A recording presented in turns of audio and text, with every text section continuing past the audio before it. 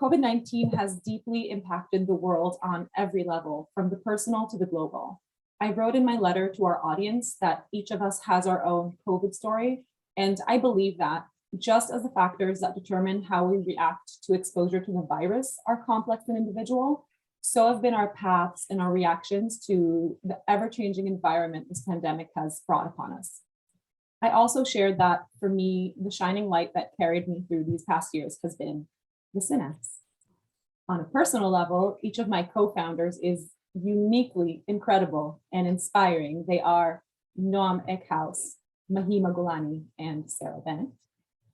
On a professional level, being able to translate my excitement for neuroscience into a larger mission and then fostering connection, learning, and creativity within the space has been a saving grace, really.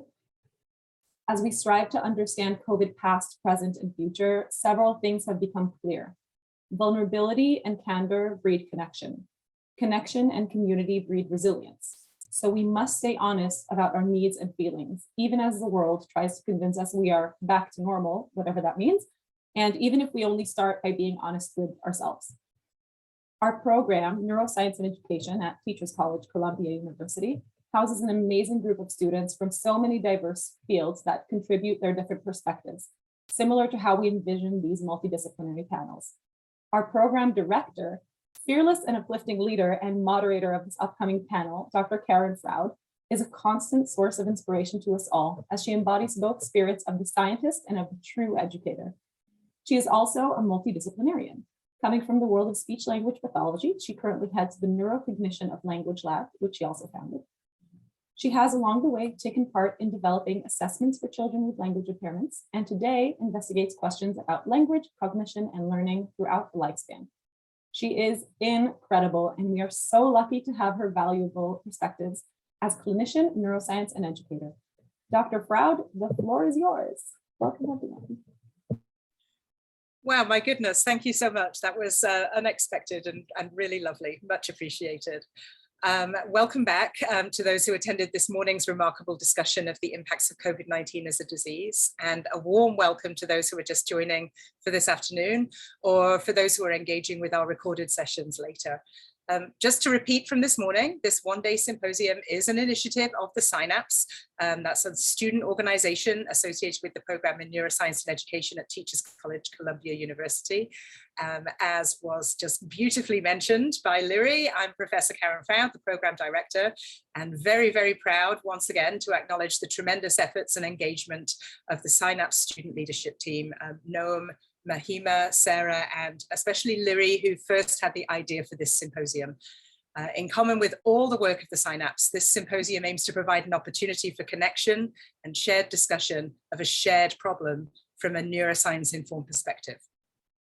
So this afternoon, we're honored to host a discussion about the broader social and cognitive effects of the pandemic to complement the wide-ranging consideration of disease mechanisms from this morning. The coronavirus pandemic significantly affected psychological well-being in much of the population, and we know that cases of depression, anxiety, social isolation, and loneliness are all on the rise. Social distancing was a critical public health measure during the pandemic, but a long history of research has told us that social isolation can also lead to cognitive decline and other kinds of problems.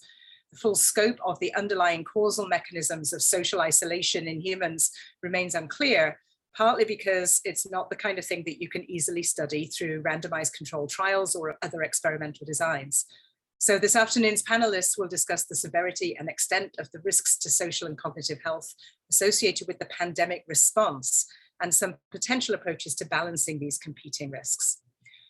I want to acknowledge that we do have a third panelist who may be joining us. There are two of our three panelists here right now, and I'll introduce those in just a second. If our third panelist is able to join partway, I will stop proceedings and introduce them appropriately, and then we'll continue from there. So please bear with us. As with everything these days, it's a little bit play it by ear and just keep going. Before I do introduce our panelists, a few notes on the rules of engagement.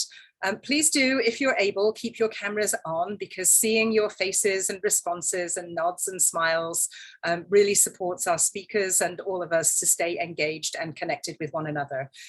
Feel free to use the chat to submit questions and reactions, but otherwise please stay muted and remember that we are being recorded. After my introductions, each of our speakers in turn will talk about their research and the ways that they are investigating the impacts of the pandemic response. I will break in if necessary to kind of move things along and keep us to a schedule, but we would like to keep things as discussion-based as possible. We do have some pre-submitted questions that I will use as the basis for a moderated discussion. And then at the end, we will have some time to address questions and issues that have been raised in the chat. So if you do have such a question, please place it into the chat. Our amazing Synapse team will be monitoring that and compiling a list for me at the end. Finally, to end, I'll ask each speaker to offer a few minutes of closing comments. So let's get started. Here are our amazing panelists. Dr. Kate Havens is a specialist in biomechanics and anatomical science from the University of Southern California. She studies perinatal health, especially the biopsychosocial aspects of new motherhood and infant motor development. Her work has been published in many places, the Journal of Women's Health, The Lancet, Nature Scientific Reports, among many others. And since the pandemic, Dr. Havens has published work very much focused on the psychosocial outcomes and behavioral coping methods of pregnant women and new mothers during the COVID-19 pandemic. She aims to use her expertise and her interdisciplinary approach to further the body of research knowledge that's available to provide high quality and evidence-based care to this population in particular. So welcome, Dr. Havens, and please indicate your welcome and admiration in whatever ways are available to us given this medium, icons or hand waving and so on. Yay, thank you. Thanks, Dr. Havens.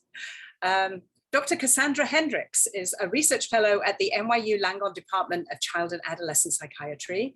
She's working on how our earliest experiences, as well as the experiences of our parents, shape neurobiological development and the response to stress.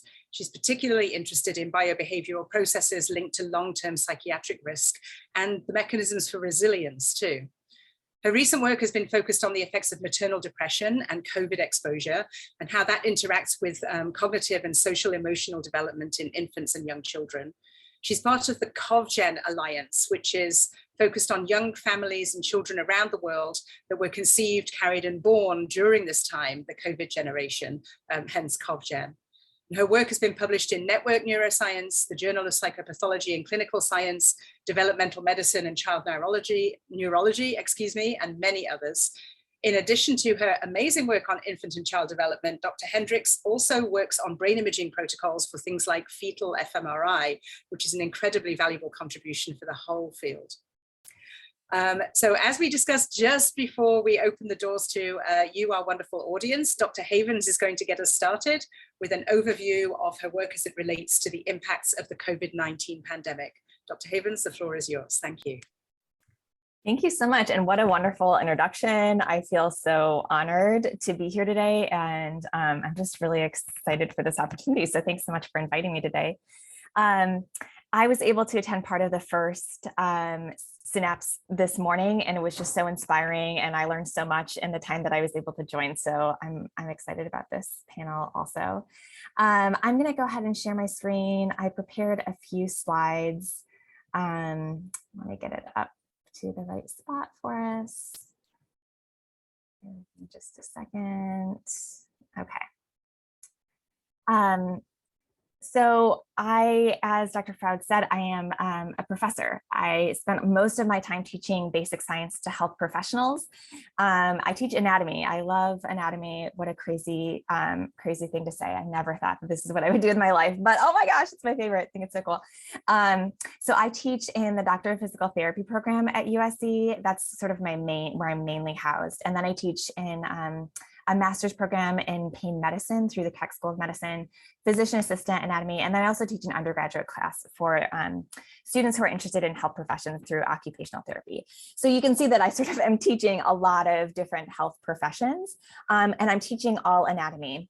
And I wanted to kind of start with this piece because this is really where I spend a lot of my time and consideration and energy professionally. And I think that this aspect has been an interesting part of my own experience in the pandemic, because there was such a big transition time for so many of us. And I really wanted to use my expertise in teaching in a hybrid format, because I'd been teaching online courses for a while before the pandemic to help others. And so I did some workshops and some tutorials, especially for my biomechanics community, on transitioning courses to hybrid online learning. So kind of a different aspect than other things that I've researched, but certainly a really important piece of my job has been, how do you teach during the pandemic, and what is the student experience during the pandemic? And certainly those are effects of the pandemic, also this huge transition to online learning, hybrid learning, and how do we do that? So really taking courses from lecturing to 100 students, which is what I always used to do, to having these small Zoom-based sessions and understanding how to get the most out of those sessions and achieve learning objectives for courses. So that's a lot of what I've spent a lot of time on. I'm also a mom. I identify as a mother scholar. I've got 2 little boys, Yarrow and Onyx, and you can see that I did a lot of baby wearing. I still do of my little ones, and so that has also been, thanks for the hearts, everyone. That's also been a really important piece of my identity, and as a researcher, because my research is in maternal health and perinatal health. And so I'm really driven by them. And I think I also have this lived experience of being a mother in the middle of a pandemic and trying to juggle the responsibilities of caregiving, because now they're at home full time, and also my responsibilities as a researcher and professor. So some kind of lived experience. And I also, my background is actually in engineering. And so I sort of combine my passions of maternal health and biomechanics. And a lot of my research involves looking at mother-infant dyads as they are lifting and carrying.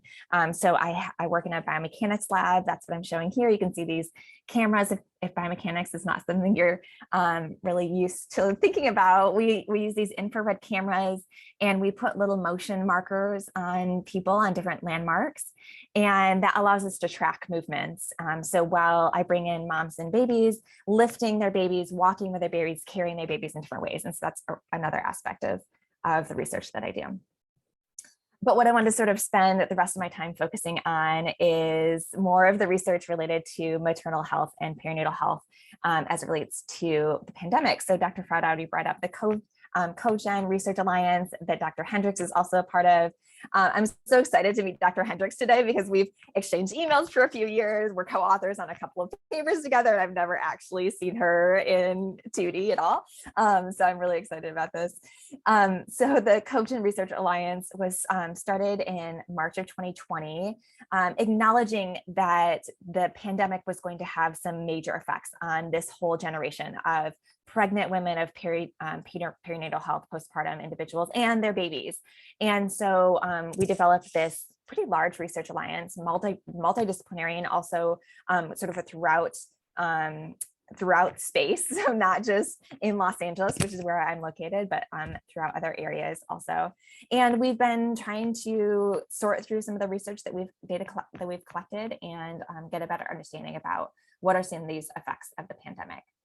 So there was a survey that was developed by some researchers at NYU and also Oregon, and they really were trying to get a sense of some major parameters. One is quantifying the economic, social, and medical impacts that these women were experiencing. So these surveys went out to pregnant individuals and postpartum individuals who had already given birth. What are the impacts that they're experiencing of the pandemic? What are these experiences effect on mental health? So mental health, I think, is a topic we'll kind of continue coming back to today. How are the mother's experiences and responses shape the development of their children? So there's certainly impacts of the mother, parent, family, and then also the development of their children. And then how do health disparities in our society, particularly low resource communities of color, affect these outcomes? So what are the effects of these low resource communities, and how is that different from higher resource communities also. I will take no credit for these also awesome infographics. Some other researchers created these, but I think they're really nice. So some of the things that have come out, and I'm sure Dr. Hendrix will talk more about this also. Some of the effects that we've seen already. 69% of moms reported greater appreciation of life due to COVID. So kind of getting this appreciation for what we do have, I think is an interesting aspect. I think we'll talk a lot about some of the difficulties of it, but seeing this kind of as a positive. Some advice for expecting in new mothers that were found that these individuals that were surveyed responded with: staying connected, staying calm, being flexible, stay healthy. First-time pregnant women finding self-care very helpful in order to cope with the pandemic. So things like meditation, getting a good night's rest, and self-care. And this is the rest of the infographic. So 75% of moms said they most miss in-person contact.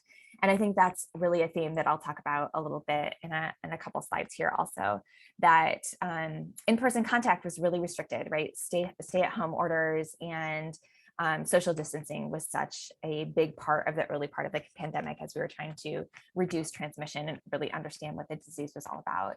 And so a lot of women were saying they just really missed that aspect.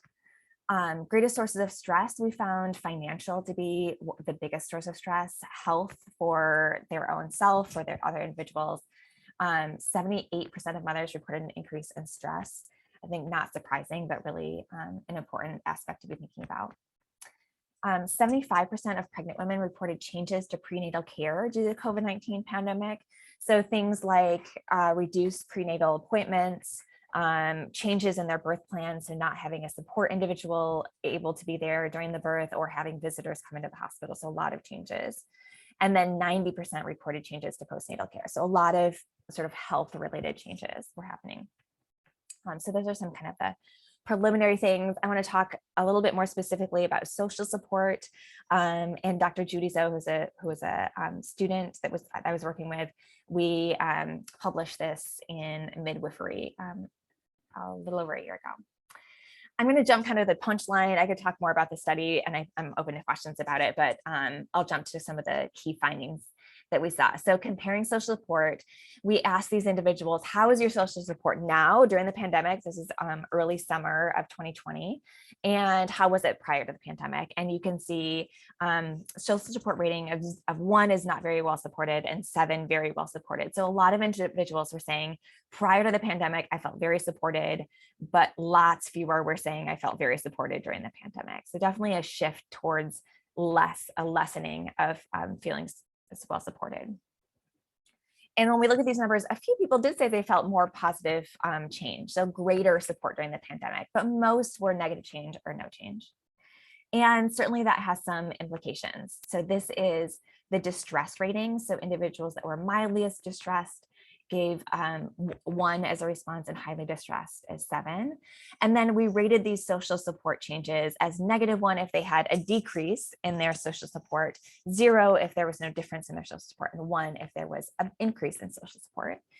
And you can see that those that had high distress ratings, so 7 highly distressed, were more likely to have a negative change. So they had a decrease in those social support during the pandemic to from prior to during the pandemic. When they had that negative change in social support, they were more likely to have distress. So not really surprising, but certainly alarming findings. So the perinatal population generally experienced more negative change than positive change in their social support due to COVID-19. And this negative change, we did some additional analyses here. This was associated with higher distress levels due to the social support disruption. So going from in-person support to really mostly visual phone calls. And also was associated with worsened stress and mental health.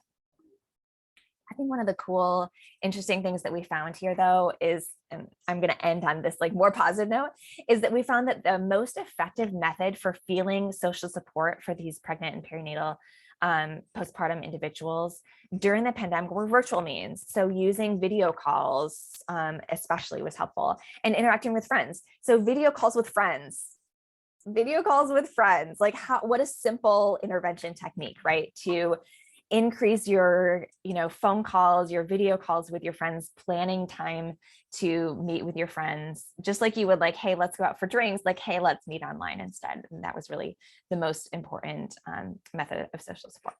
So I will stop there. And yeah, I'm excited to hear from Dr. Hendrix, and then also just have a nice discussion today.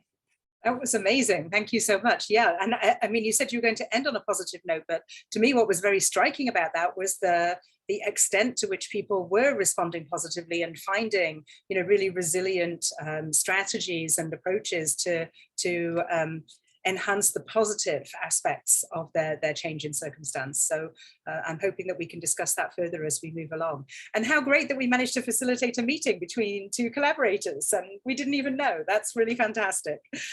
So wonderful. Dr. Hendrix, I would love to hand the floor over to you for an introduction to your work as well. Thank you so much. Thank you so much, Dr. Froud, and thank you all for organizing this and inviting us here to be here. Very similar to Dr. Havens, I'm very excited to talk with all of you and very excited to meet Dr. Havens over more than just email. It's so funny how that worked out. She actually sent me an email just a couple days ago being like, we're on this panel together, which was very exciting to get that email. So let me get this all set up.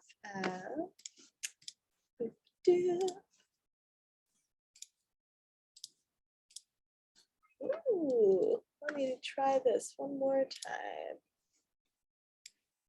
Okay.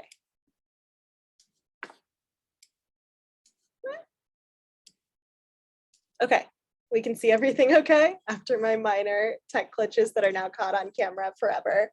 Wonderful. The beauty of Zoom recordings. So my name is Cassie Hendrix. You can also call me Cassandra. That's totally fine. So my background is in clinical psychology. So I clinically specialized in the treatment of anxiety and depression in children and teens. So you'll notice a theme, and a lot of my research focuses on risk factors for those disorders.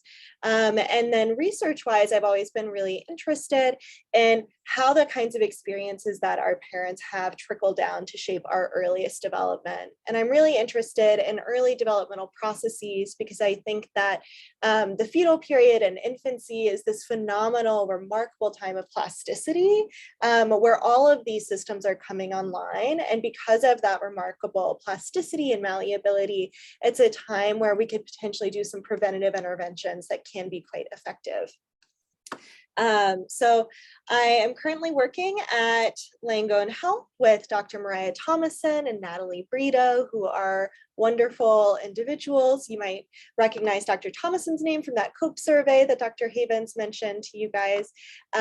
So both Dr. Thomason and Dr. Brito started up the COPE study, which was an effort to try to understand what was happening to individuals who were pregnant or giving birth during the COVID pandemic, and trying to create a birth cohort so that we can follow these children who are being born into this COVID generation to see how these very different psychosocial experiences of the pandemic are shaping their development.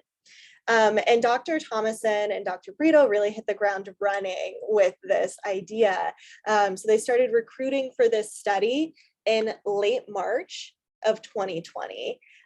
So most of our participants within this cohort actually were recruited during this first COVID wave in the United States, and we're ongoing. So if you have any friends who are pregnant or you yourself are pregnant, we would love to enroll you in our study. Please contact me. I can send you the information.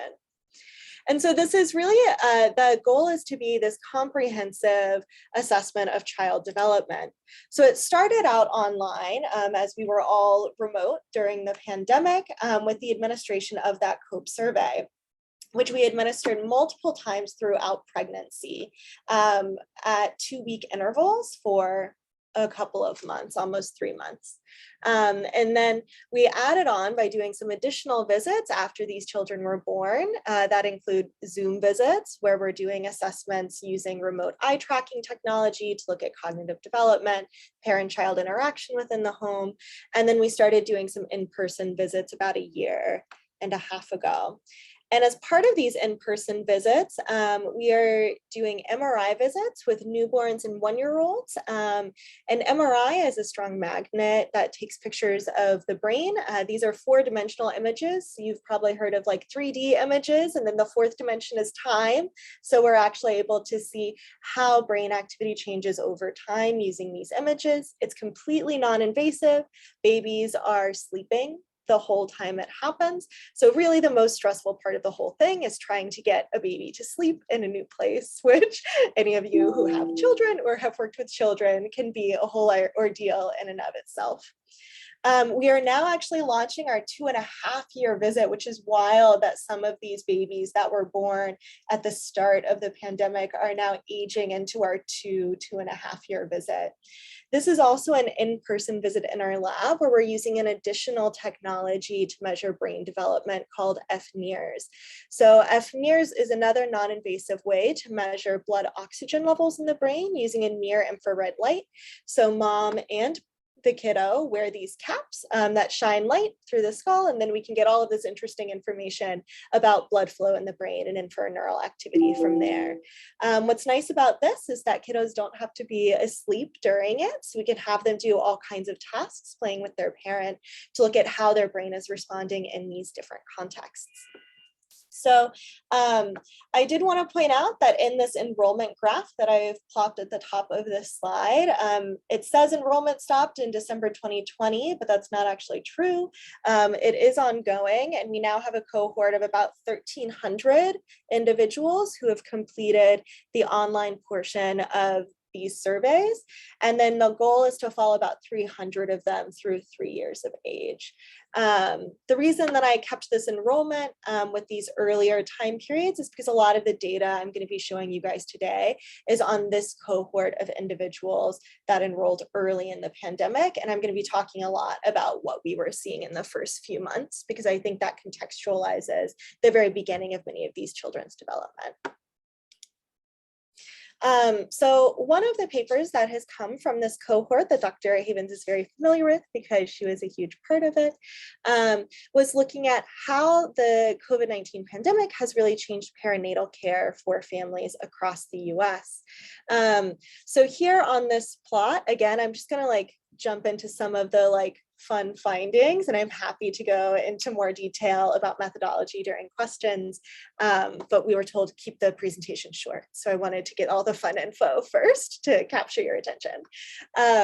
So in this plot, you can see that on the x-axis, I have some dates. This is the date that individuals within our sample and samples from other sites across the US gave birth. And this is the percentage of patients who are reporting any kind of change to their birth plan whatsoever. And so one of the big takeaways from this study, and when you look at these statistics kind of laid out temporally, is that on average, this probably equals out to about 75% of people are saying that their birth plan is changing in some way. However, this is really prominent during certain periods of time.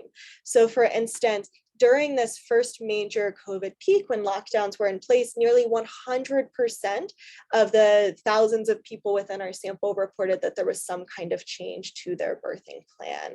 And as COVID rates started to go down, which you can see shown in the black line here, a lot of those disruptions and changes to birth plans also were relaxed as a lot of our restrictions started to be lessened. So while this is not something that I would expect to see right now, this is something that affected a lot of birthing people across the US, which is a really important consideration. And this is just talking about any kind of birth plan, but there were a lot of changes that people reported.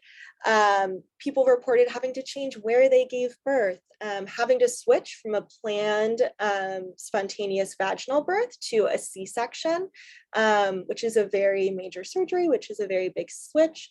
A lot of individuals, about 60%, reported that support people were not permitted at delivery when they gave birth in April of 2020, and giving birth alone alone is absolutely terrifying. It's terrible. And a very large number of people who gave birth during the same window also reported being separated from their baby after birth. And this was happening largely in cases where the mother tested positive for COVID-19, and the recommended practice at that time was to separate newborn infants from their mother because we were very worried about vertical transmission.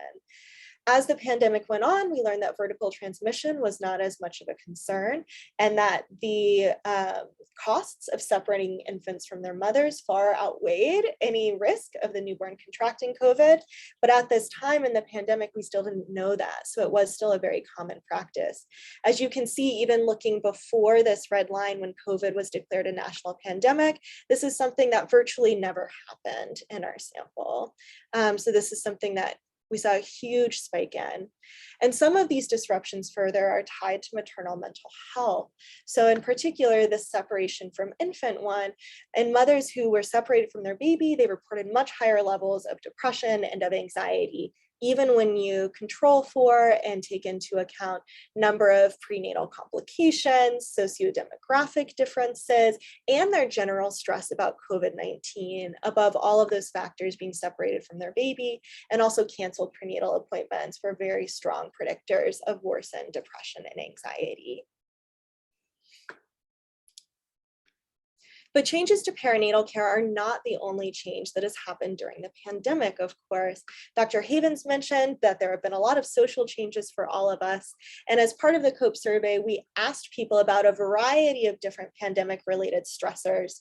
And then we conducted factor analyses to see what kinds of experiences were hanging together.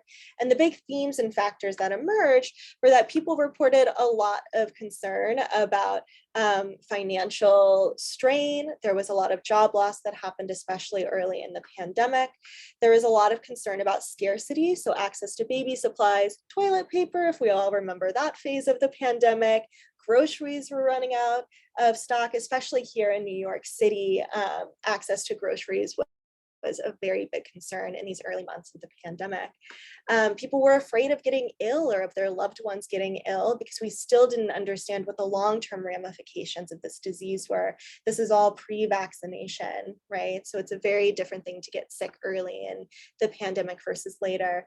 We actually have some other data in our lab of COVID survivors, and we separated this data out into people who were sick early in the pandemic within those first 4 to 5 months and after, and people who were sick early on reported much more severe symptoms than people who were sick later, which reflects, I think, both that we learned better how to care for it and also mutations in the virus potentially that lead to different symptomology. And then, of course, all of us were impacted by these lockdowns. Our daily routines and activities were interrupted. We weren't able to see friends in the same way, go to gyms, engage in a lot of the care routines that we were used to. So here what I'm showing is a correlation, how these different factors are associated with each other when you control for the association between all the others. And what you can kind of see is that right at the center of all of it is mental health, of course, which we know was very strongly impacted by the pandemic as well. So my interests largely are in mental health and how parental mental health can shape early development and get transmitted to kids. And so one of my big questions is, how are these changes in mental health during the pandemic impacting infant development? So I have some very new preliminary analyses to share with you guys.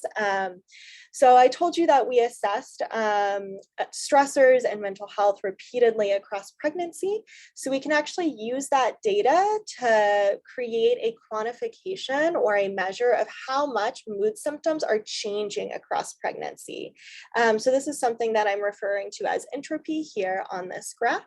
So someone who is reporting that they remain the same amount of interested in all of their activities across pregnancy as someone who would be considered to have low variability.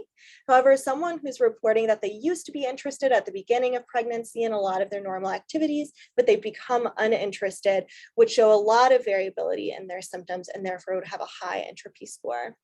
So what I'm showing you here on this graph is that greater variability or change in mood symptoms across pregnancy is associated with more infant negative affectivity, which you can see on this x-axis here. And so the thinking really here is that when your mood symptoms are changing or inconsistent, that is signaling to the fetus that the external environment that they're going to be born into is unpredictable, that there are lots of changes happening. And an adaptive developmental response to expecting an unpredictable environment would be to be more sensitive to different environmental cues so that as things change, you can pick up on that quickly. And one way that we think that manifests in infants is in increased fussiness and reactivity, which is what's captured by this infant negative affectivity measure here. And what's really interesting about this is that if we look at just how severe mood symptoms are across pregnancy, we do not see the same associations with infant negative affectivity or sensitivity to the environment. It really is about the variability and the unpredictability of these mood symptoms across pregnancy. So for us, this also plays into the pandemic at large, because one of the things that has made it so stressful is how uncertain everything has been. Things have happened in different waves, right? It's hard to predict when the next wave of illness is going to strike. It's hard to predict when restrictions are going to be lifted or put back in place. There are a lot of moving pieces that make it difficult for all of us to habituate and adapt. And within our lab, we've been talking a lot about how uncertainty stress, we think, has specific biological signatures that will manifest in ways that we'll see within the pandemic. So similar to Dr. Havens, I do also just want to acknowledge that there is nuance in the pandemic. We so much of the time talk about all of the terrible things that have happened, that continue to happen within the pandemic. And these are not the only things that are happening and existing.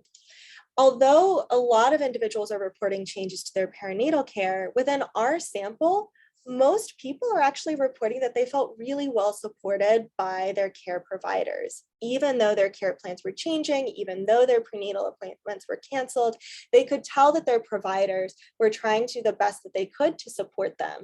And they felt that and they benefited from that.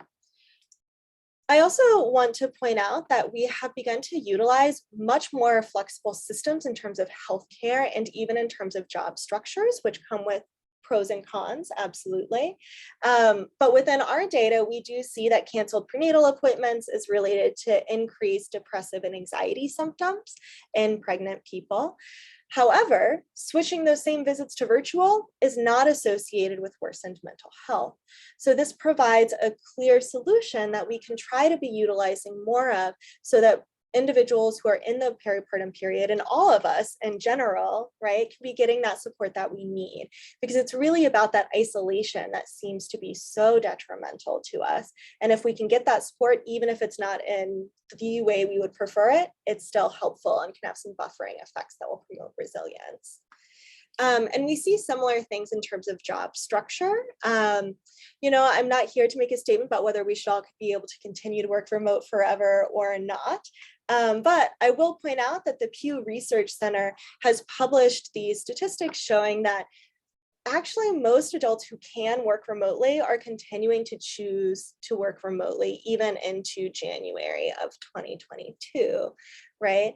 And so there are pros and cons to remote work, but a lot of people have a lot more flexibility and choice over where they are working from now than in before. And perhaps we can leverage and continue to embrace some of that accessibility that is provided by us being more flexible in how we offer things, even like this talk, which is available to many more people than it would be if it was required in person. And finally, I just want to give a brief shout out to the idea that, you know, we can't control most of what happens to us. A lot of the things that happen in the pandemic are out of our control. And there is benefit to paying attention to the things that are within our control that we can contribute to. So within our same COPE study families, we asked them how they've been coping with stresses in the pandemic. And we found that there were kind of 4 main patterns of coping that we see among these individuals. Some people report that they engage in a lot of self-care, they seek out a lot of social support, they're trying to avoid too much media and the news because it's distressing. And so they're reporting engaging in a lot of different coping strategies across the board. One of the coping patterns that I found the most interesting and the most called out for is people who don't engage in a lot of self-care, social support, but engage in a lot of what we call vegging out, which I think you can probably infer what we mean. What we mean is eating a lot of comfort foods and watching a lot of TV and having a lot of screen time. So there were 2 patterns of coping that showed very high levels of vegging out.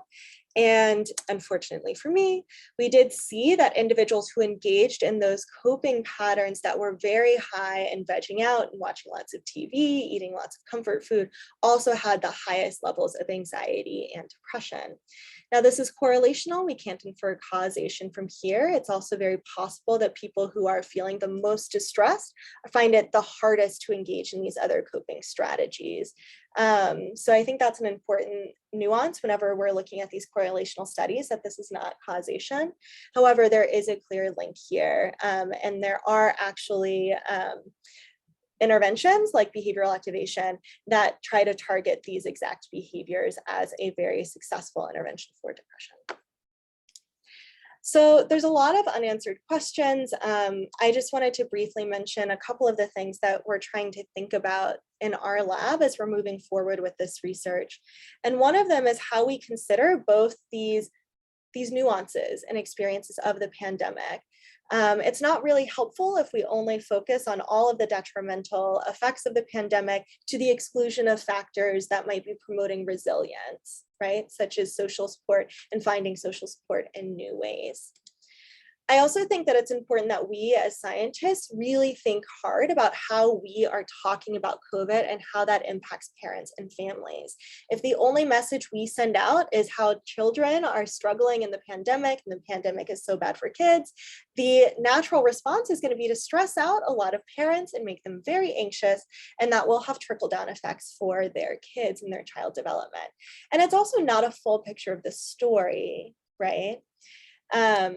And then finally, I just want to make sure that we in our lab and that I as a scientist am continuing to be mindful that we don't yet know how transient or long lasting these changes for child development will be. As we continue to settle into more predictable phases of the pandemic, it could be that a lot of the early effects we see dissipate over time. Children are remarkably adaptable and resilient, and that's really important for us to keep in mind. So I'll stop sharing. And I feel like I talked for too long, but thank you guys for your patience anyway. No such thing. I could listen to either of you for hours. Yes, thank you so much. Really just an amazing and comprehensive kind of review of some very complex and wide-ranging work that covers a lot of different facets of child development, maternal coping, family structures, things that impact every single one of us. I wonder if you both could speak, at least initially, to this idea that you both mentioned, which is the development of preventative approaches. I mean, hopefully none of us ever have to live through anything like the last couple of years ever again, but being realistic, the chances are that there will be some other kind of event in the future, if not another pandemic, then some other kind of societal shift that disrupts our structures and our activities in many, many different and very unpredictable ways. So in terms of a kind of preventative approach, what are the kinds of lessons that we could learn? What could we do for the next event? How could we be better prepared and better support our own structures, ourselves, and those that really matter to us, the close ones in our families and our circles? Dr. Havens, would you like to tackle that first? Go for it. Well, I think we've learned so much. I think that's one of the good, brings me some solace that to think about where we came from, not knowing anything about what this coronavirus was. I remember listening to different people say, here's how it was transmitted. We didn't know how it was transmitted, right? We didn't have testing. We've come so far in that aspect. And I think we've also really learned a lot more about how to deal with these other aspects, the social isolation, the social distancing, the masking needing to be part of our ongoing everyday lives. So I think in some respects, I feel like, wow, we've learned a lot. And I think that sets us up nicely for when and if this ever has to happen again, that we have learned how to work remotely and realize that we can be just as productive, if not more productive for some of us, by working from outside of our office. And I think there's just a lot of aspects that we have learned. I do think, kind of speaking to the mental health piece and just these high numbers of anxiety and depression that we're seeing in, these perinatal populations, but also just in the general, public also. I think that we've learned more about how to provide healthcare to individuals in a virtual manner. And I think that's just become a little bit more of the norm. I think pre-pandemic, like speaking to somebody on a video call, talking to your doctor, even buying groceries remotely was kind of like, oh yeah, maybe I should figure out how to do that. But like, I don't really need to, now I never go into grocery stores. I'm like always ordering all of my groceries and having somebody else shop for me. So I think there's just some like things that we've sort of have become normal to us that have allowed us to function a little bit differently, that maybe set us up for more success if this ever happens again. Yeah, very, very much agree. There, I mean, even just the event like this, which I think you both mentioned, just being able to hold meetings online and speak to people in different time zones in different countries, and being able to be much more flexible with our schedules and our physical availability, our physical visibility. Dr. Hendrix, what would you say about preventative approaches for any such future situation? Yeah, I mean, I completely agree. I think that with everything that Dr. Haven said, really, but I think that accessibility is such a huge piece. Like, I think that for me, a couple of key takeaways and lessons from the pandemic are how important accessibility and flexibility are, right? So even just thinking about healthcare, there might be times even within COVID where there is an increase in waves where certain people, especially people who are pregnant, don't feel safe going into a doctor's office, right? And being able to offer remote telehealth appointments, I think is huge. There are also all of these amazing advances that are happening because things have shifted remotely. I think it's really kicked a lot of this into gear that allow for like fetal heart rate monitoring in the home, right? And utilizing wearables to be able to track these statistics outside of a doctor's office, I think is helpful both in terms of like future pandemic waves so that people can continue to get healthcare that they need, and also is just easier for people and probably more reliable. We've all heard about like, if you've been to the doctor's office and you get nervous, your blood pressure is high, that white coat effect is very real. Being able to collect these kinds of measures from home negates that because you're in your own safe environment. So you're more likely to get an accurate reading of what your blood pressure, for instance, tends to look like. I think that mental health support has also been something that has like historically been underfunded and underutilized and isn't accessible to a lot of populations who need it most.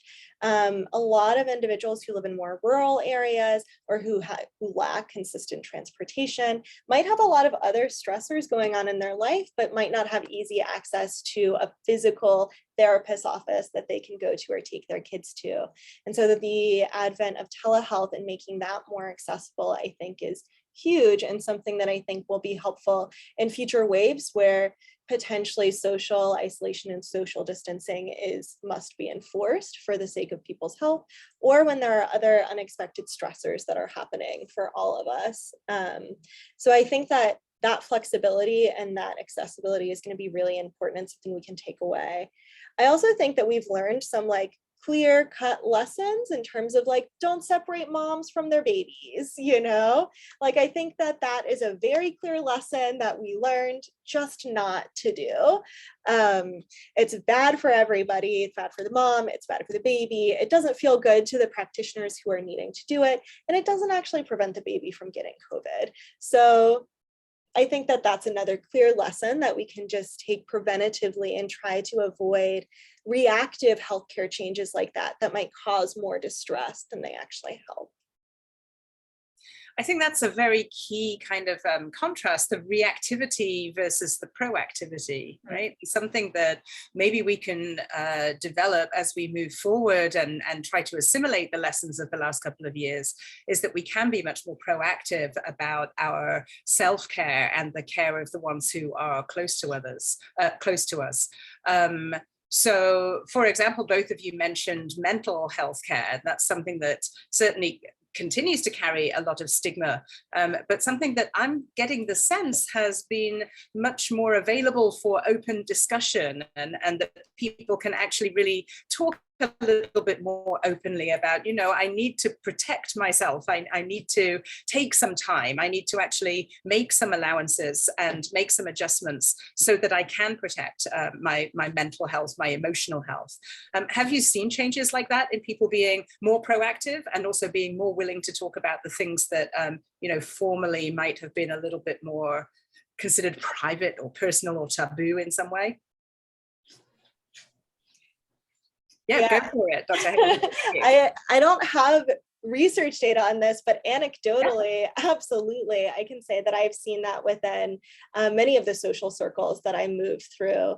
And I think that it's, I myself have made a lot of those changes where I've tried to like carve out more time for myself instead of scheduling every single hour of my day, which is a habit that I fell into prior to the pandemic. When I was forced to slow down, I think that fundamentally changed the way I approach things like work, even where I had to kind of like set clearer boundaries for myself about like when was working time and when was not working time in order to function during the pandemic and finish writing my dissertation during the pandemic, which was a whole experience.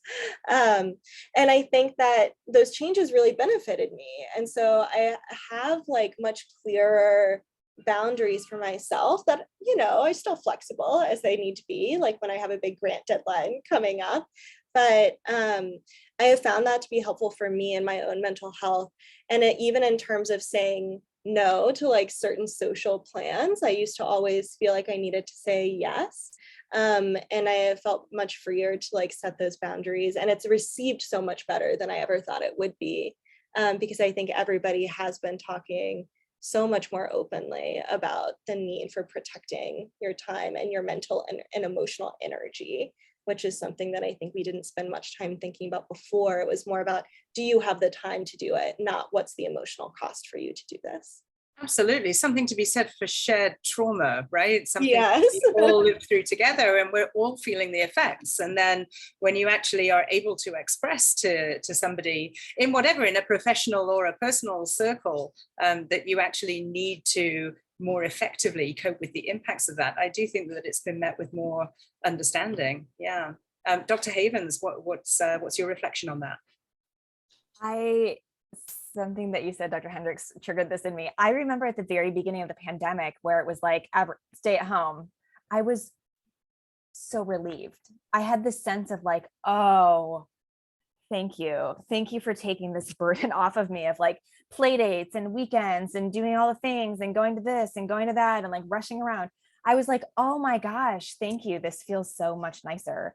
And I think I agree that I've like sort of taken that piece of like, I can choose to say no to some of these things and like think about what I want to do on this weekend instead of just sort of like say yes to all the things.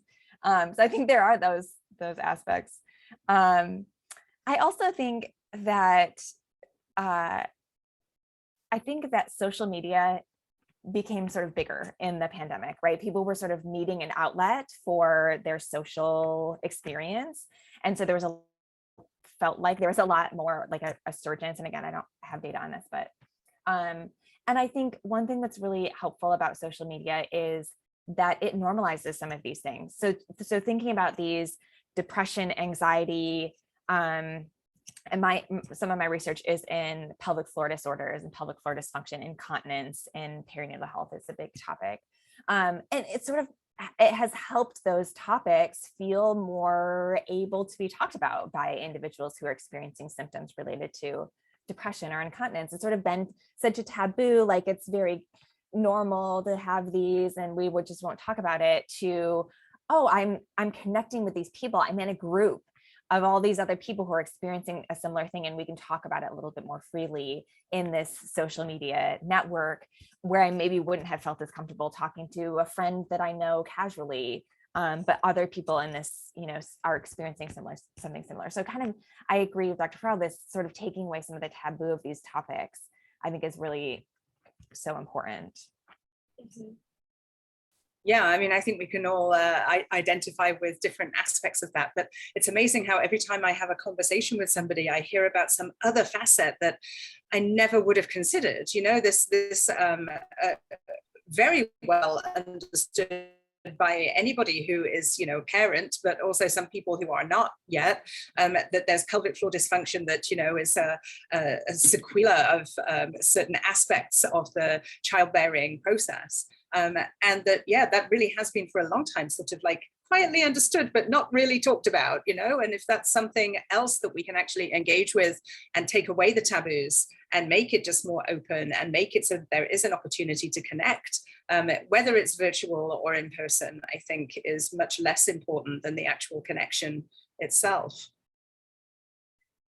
So one thing that I'm noticing as we're talking is that a lot of the perspectives that are coming up during the conversation are very multidisciplinary in nature. We've touched on healthcare, we've touched on psychology, we've touched on research, we've touched on family roles and parenthood, we've touched on social roles. The incredible sort of multidisciplinary interaction of different, not just professions, but the different roles that we all carry, I think has also been something that's been very highlighted by the social and cognitive responses to the pandemic. Would either of you care to reflect on that, both from a personal perspective, but also what you've seen in your research, what you've seen kind of reflected in the, the neurobiological changes in development and so on?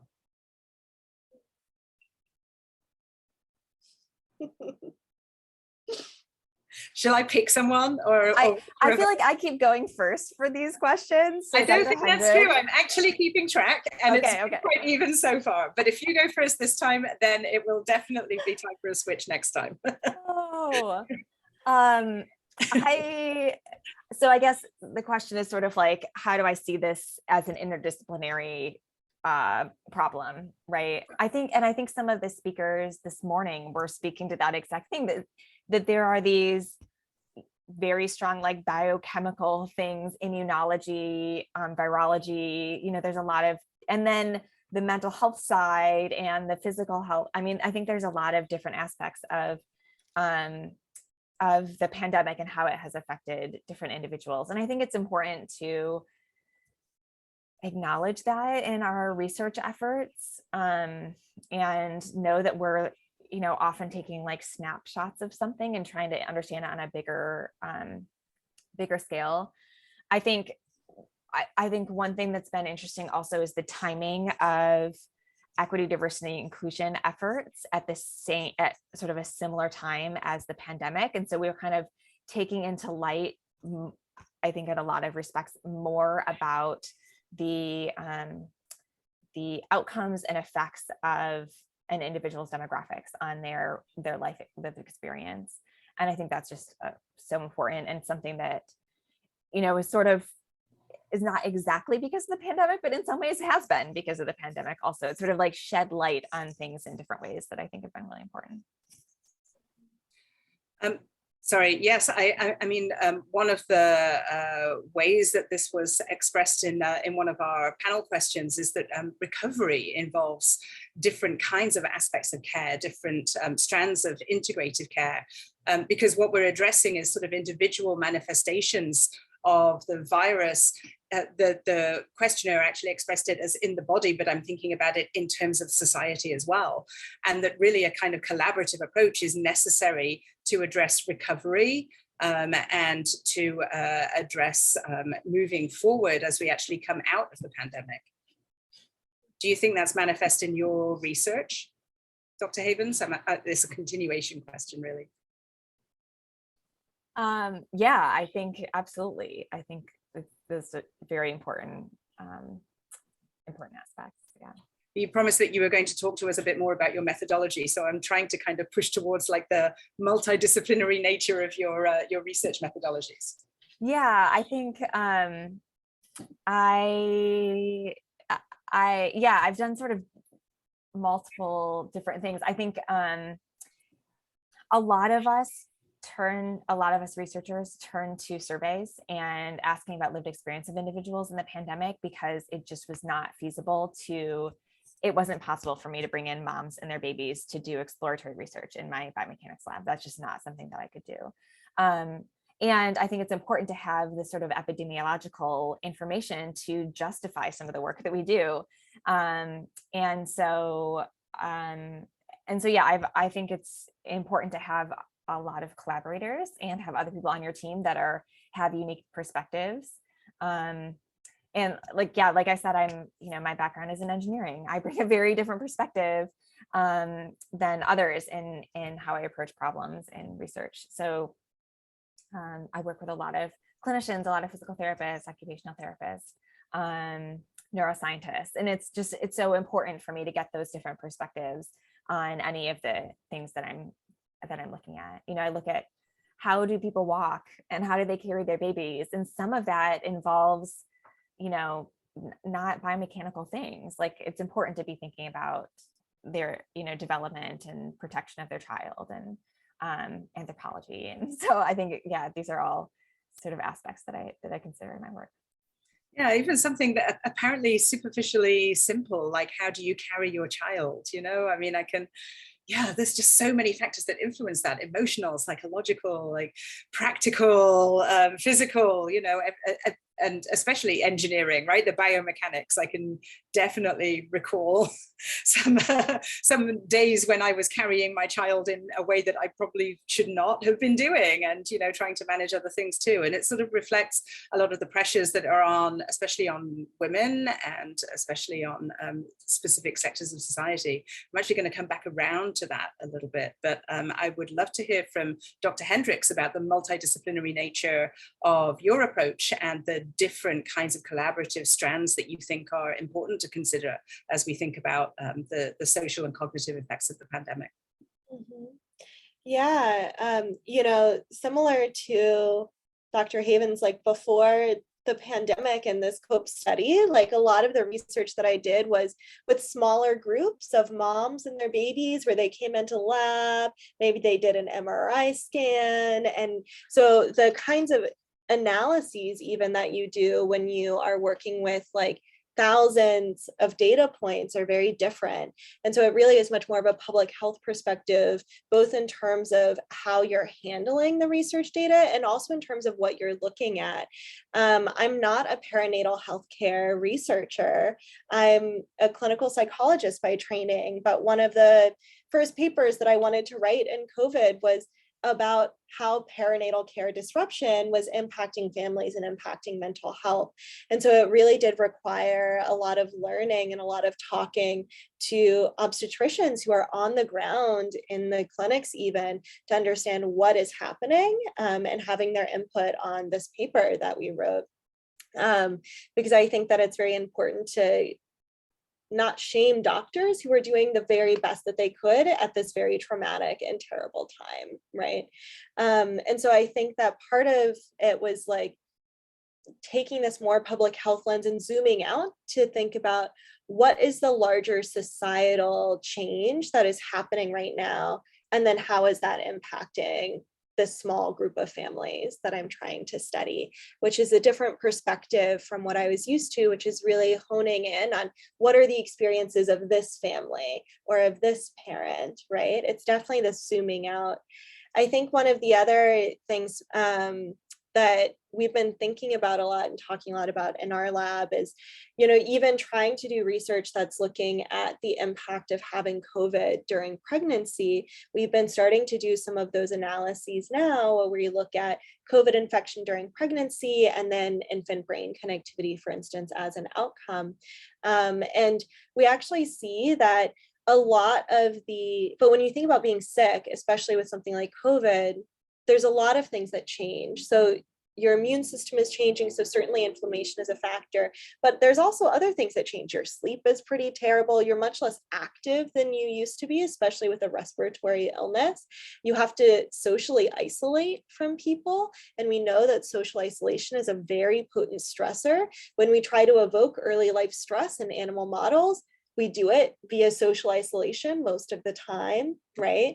And so all of these factors are happening all at once. So we have to be really mindful that we're measuring each of these things and trying to parse apart what aspect of our outcome is due to the sickness of being ill with COVID, what is due to social isolation, what is due to sleep disruption or just lower activity from having to stay indoors. And it's really hard to tease this apart because all of these different factors are shaping the same outcome and sometimes often have overlapping effects. So it becomes very difficult in a lot of the work that I do that is observational in nature, where we can't manipulate, okay, you have COVID, but you like still interact with people and be physically active. We can't do those kinds of manipulations to really cleanly cut this at its joints, right? So we do the best we can statistically, and it's messy. But I think it takes a lot of knowledge and curiosity and trying to consult with experts in these different biological systems that maybe aren't your area, or different psychological systems that are not your area, right? So that you can make sure that you are considering the overlapping factors that almost certainly are at play. Yeah, absolutely. I mean, I think it's a big role of a researcher in any discipline to acknowledge that, you know, there's only so many advanced degrees that you can have. I'm honestly a little jealous of your advanced degree in engineering. That's one that I always wish I'd gotten. I'd love one in epidemiology. I'd love one in statistics. I'd like, you know, there's about half a dozen others that I could name.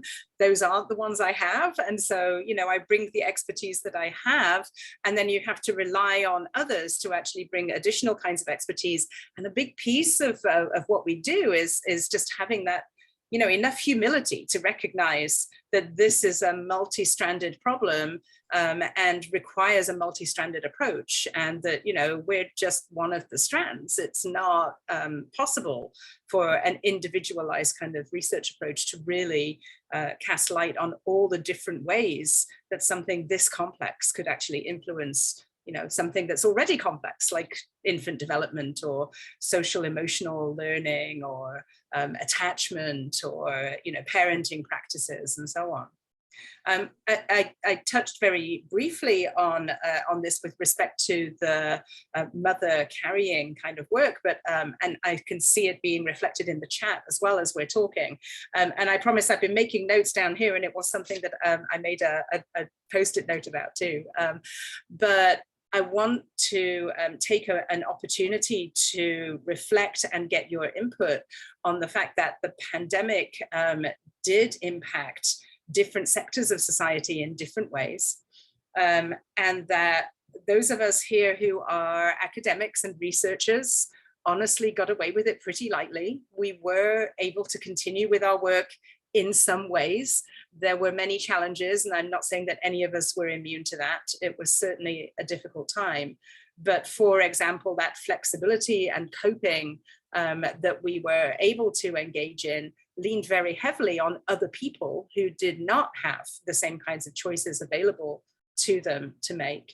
I'd love to know what you think about, you know, the relative roles of privilege and the different ways that the pandemic has really influenced different sectors of society, and how our work as researchers, especially with respect to neurobiology, neurodevelopment, how we could actually shed light on that. And again, thinking about that kind of preventative approach. If we were to experience something this cataclysmic again as a society, how could we ameliorate the terrible divides that really did tear us apart, largely along racial and class lines? So we're going there. That's a very large topic and a very difficult thing to address. Dr. Hendrix, I'm going to ask you to go first this time. You're off the hook, Dr. Havens. Only for a moment. No, I mean, I love that you're bringing this up because I think this is so important. And even in a lot of the data that I was showing today, this was a pretty privileged sample, right? This was a group of families living in New York City who were getting healthcare at NYU Langone, you know, which is a private hospital. And a lot of them were highly educated, had high incomes, had paid parental leave or flexible jobs where they could work remotely. And so I think that while COVID impacted all of us, it did impact different sectors of our population in different ways, like you point out.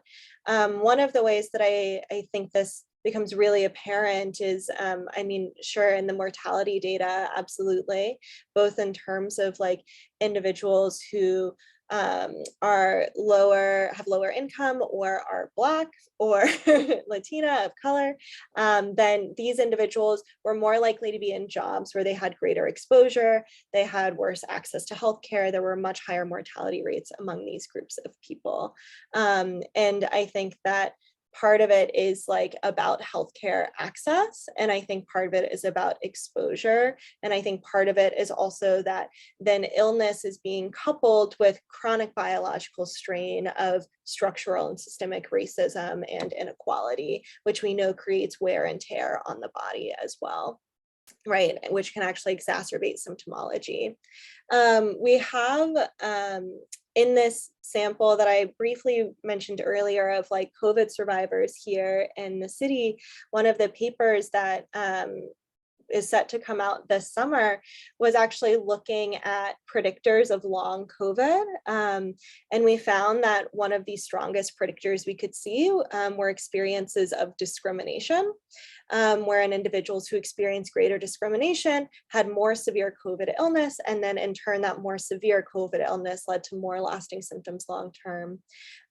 Very interestingly and importantly, we found a moderator of this association, which was the perceived quality of care those individuals had while they were sick with COVID. If an individual reported really excellent care while they were in the hospital with COVID, we saw that these associations began to diminish. Now, that's not to say that having a good doctor one time is going to undo decades or many years of chronic and systemic racism. I do at the same time think that it is important that we intervene when we can to make any changes that are possible.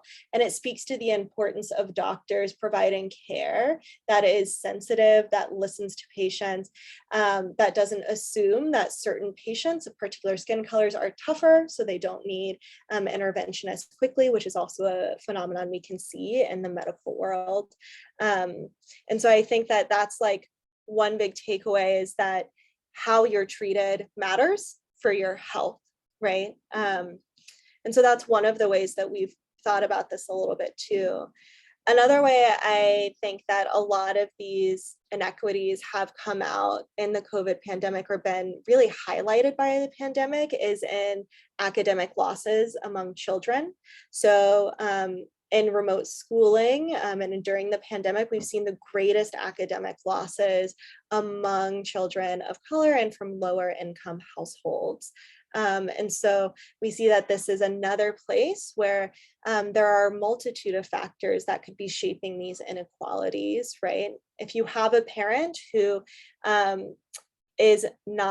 has to go into work physically, they're not available to help you with your homework after school. If you have more people living in your household, so it's more chaotic while you're trying to do homework, that's going to impact your ability to engage in remote schoolwork and is going to increase a lot of the learning disparities that we have seen in the pandemic. So these are a couple of ways briefly that I think that this has become really apparent. Yeah, I think this is, potentially a symposium in itself, that there are just so many mechanisms at play and so many things to try and understand. And as is being pointed out in the chat at the moment, very importantly, we should remember we're talking about it almost like it's in the past. I mean, we're talking about lessons that we have learned so far and things that we have understood from research that has been conducted so far. But this is an ongoing situation. The systemic racial and class inequalities in the United States and elsewhere have not been ameliorated by the pandemic. The attention that has been brought to them hasn't necessarily resulted in any kind of real and lasting change. And the pandemic itself is still, to quote Mallory in the chat here, it's stressful and isolating and continuing to have major psychosocial impacts. So Dr. Havens, how would you add to that? How would you extend this very important discussion? I'm so glad that we're talking about this, and I appreciate Molly's initial comment at the beginning talking about privilege. I think it's so important to acknowledge. I'm very privileged, and I know that, and I think it's really important to recognize privilege, our own privilege that we have, earned and unearned privilege, and also learn to be allies. And I think that's kind of the other thing that I would want to add on here is there's absolutely racial factors involved and in the pandemic. And I think Dr. Hendrix did a really nice job of highlighting some of those. And I just really eloquently said, well done also. And I think that that doing the work is important for those of us that have privilege, that we're able to transition easily to working from home, because it's true, lots of people were not able to do that and had to physically go into jobs that, you know, didn't always feel safe and comfortable. And so I think it's, yes, absolutely great that we are acknowledging that there are these other aspects of research in this area and also of the pandemic that are important to consider. And I'm so sorry, please. No, go ahead. One thing that I did notice as the pandemic kind of evolved was a lesson that we've been trying to instantiate from the perspective of research ethics over the last several decades, which is the role of trusted messengers in communities. And I think as we started to see, the effects, almost sort of inevitable effects of consistent educational and healthcare access inequities affecting people along racial lines with respect to vaccinations and the uptake of vaccinations, and some of our most vulnerable sectors of society not taking up vaccinations as was hoped, then we also started to see the response from administrators and the powers that be, whereby we were seeing, trusted messengers, people of color, doctors of color, health workers of color, actually coming out and talking individually and trying to kind of really communicate more effectively across those barriers and across those lines. And I hope that that's something that we can, build on and really continue as we continue to evolve out of the pandemic. There's an important question that's related to this that just came up in the chat, which is what would it take for studies on these issues to really include Asian Americans and Asians too, with the comment that the Associated Press reported that Asian communities have been most affected by the pandemic right after Black folks, but only one reporter has been seen by Steph. Thank you, Steph, for your question, to pick that up in a different publication. And I do think that that's, a very serious situation where we actually aren't effectively engaging across these boundaries with respect to research. What do you both think about that? How could we do better with respect to that? Yeah, I think there's tricky things about being a researcher, and I think language barrier is certainly one of them. So, right, the survey, the COPE survey and other surveys that I've written have been in English. And so I just am not able to, by my own limitations, I'm not able to reach some communities who do not speak, who don't speak the same language. So I think that there's, but I think that's, I think this is having discussions like this and acknowledging that we're not doing a great job. That a lot of our research is weird, right? Like Western educated, the people that we're reaching are similar to our own demographic. I created a survey and had 4,000 women respond on related to baby wearing and baby wearing activities. And the demographics were astoundingly similar to my own. Almost everybody was white, highly educated, in their 30s. Like, it was just, so my ability to reach individuals who are not in my same demographic is limited. And I need to acknowledge that and figure out ways to move past that. But first it's acknowledging it, like realizing that, and acknowledging that in our research, and being very clear about demographics that we are able to, that we're able to reach, and being very clear about that in all research that we're doing. Like, here's this population that I study, and so many, especially in the biomechanics world, this like age, height, and weight, and that's all, right? And that doesn't acknowledge unique experiences of individuals that could affect their biomechanics, their lived experience, their mental health. I mean, just so many aspects of their life. And so, yeah, absolutely, reaching the Asian American population, reaching the Black population, reaching the Hispanic population. I think there's a lot of aspects to an individual's identity that's also, you know, we're sort of focused a little bit more on race here, but there are lots of other aspects: citizenship, gender, formal education, disability, sexuality, their mental health status. I think there's just like a lot of aspects of privilege and of identity that really come into play, and are aspects that we need to start considering, or should be considering, or hopefully do consider in our research. Very much so. I mean, I want to, you know, acknowledge the privilege of the three of us here at the moment in terms of our education and our access, but also to observe that, you know, 50 years ago, the idea that 3 female researchers, professors, academics were engaging in this kind of conversation in this kind of forum would have been very, very unusual, very difficult to come by. The fact that this is now somewhat normalized, although we all know the patriarchy is alive and kicking, and you know, it gives me some hope that we can continue to move forward, and certainly that we can explicitly acknowledge our privilege and then use that to help others to engage in the ways that we've been afforded as well. Dr. Hendrix, would you like to go ahead and comment a bit further on that? Yeah, I mean, I absolutely agree, and definitely want to agree, acknowledging that this is a very privileged like panel, all of us, and myself included. And I think that a lot of people who are doing this research are, right?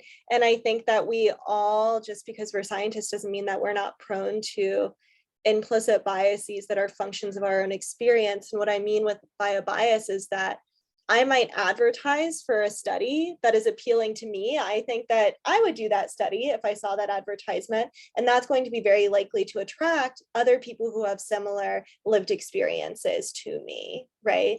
And here in the US, that does often fall along socio-demographic lines, right?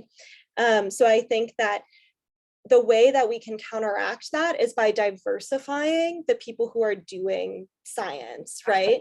So that we have people with different lived experiences that will design studies that are meaningful to different communities that we want to help, that can recruit for science in ways that are going to be appealing, that can be those trusted messengers, right? To actually recruit those participants that we all say that we all want in our research studies, but we don't know how to get access to. So by diversifying our pool of scientists, I think we can go a very long way. I think that another way we can do it is by providing structural support for those extra efforts and times, right? A lot of the time, if we are trying to recruit a very specific socio-demographic group that's not weird, that's not white and highly educated and higher income, it's going to require a lot more time on the ground and a lot more effort that is not rewarded by many universities, by many academic medical centers, by many grant or funding agencies. And so if we can actually provide structural supports and incentives to do that and reward those kinds of behaviors, I think that it will also enable us to do some of that more representative work that is so needed. Exactly. So continuing structural change from the ground up. No big deal, right? We just no big deal. That's all we have to do, you know. I just want to acknowledge that our third panelist has been able to join us, and we're so very, very glad to have him along for, even though it's such a short time, just the last half hour. Noam, can I just check with you? Did Dr. Arad actually manage to jump on the call? Dr. Arad, are you here? Say something. Someone say something. Noam or Dr. Arad or anybody? Maybe not. I believe he is on the call. Dori, Should we continue the Dr. discussion? Arad. And Dr. Arad, Can you hear me now? I can hear you. Oh, your iPhone in our chat box. So that it's wonderful to have you. Let me briefly introduce you, and then I'd love to give you just a few minutes to talk about your work with respect to the pandemic population. And then we have a few more questions that have come up in the chat too. So I think it will work out really well. We're so very glad that you could join us today. Thank you very much. Dr. Dori Arad is Director of the Nutrition and Physiology Unit in the Department of Preventive Medicine at Ichilov Hospital in Tel Aviv, formerly a faculty member at Mount Sinai Hospital Medical School here in New York. Dr. Arad holds a PhD from our very own Teachers College in nutrition from the Department of Health and Behavior, and is also a registered dietitian and nutritionist. Dr. Arad's research is focused on personalized nutrition and exercise interventions, especially with respect to chronic diseases like diabetes that we know have been a significant risk factor for the sequelae of COVID-19. Dr. Arad's work has been published in the Public Library of Sciences, Cardiovascular Endocrinology, the Journal of Applied Physiology, and many others. So Dr. Arad, really welcome to our symposium. We've had a very wide-ranging discussion already, but we'd love to hear from you just for a few minutes about your research and your work as it relates to the sequelae of the COVID-19 pandemic. I don't know what to say after that introduction. It can only go down from here. But thank you so much for having me. I hope you can hear me well. I'm driving in my car all the way from Israel. So so my background is in nutrition and physiology, and my research focused on obesity and diabetes. And my research was entirely at Mount Sinai. And I just finished my, my doctoral dissertation just before, a little bit before COVID started. So I only heard a little bit about research and diversification, and I cannot agree more with what you said. Obviously, the pandemic had a huge effect on people's life, on their nutrition, on their physical activity, on their likelihood to develop obesity. All around, all aspects of different, dimensions of wellness. So we see it every day in the clinic. More and more people, the way they have been affected by COVID is tremendous. I always go back and say, when COVID started, it really affected those that actually live a healthy life. Because what happened is, if you were physically active, all of a sudden, we know physical activity has many tremendous effects on your body, on your brain, on your mood, and on your immune system. So those people were likely to fight COVID, and even if they get affected. But what happened, they closed all gyms. They restricted people from going outside and do physical activity, and people just stayed home, and being physically inactive has a tremendous effect on people's health. So this, one aspect. And as far as nutrition goes, myself included, there is a feeling of panic, and people bought a lot of food or, made sure they stock on food that is very unhealthy, food that can be preserved for a long time. So people, the way they eat and the way they exercise or the way they live changed tremendously. And we see that, every single day.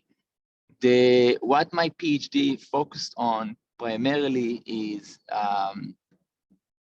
the way people store fat and how fat is affected their, health, both, well, physiologically, but we know there's many other aspects.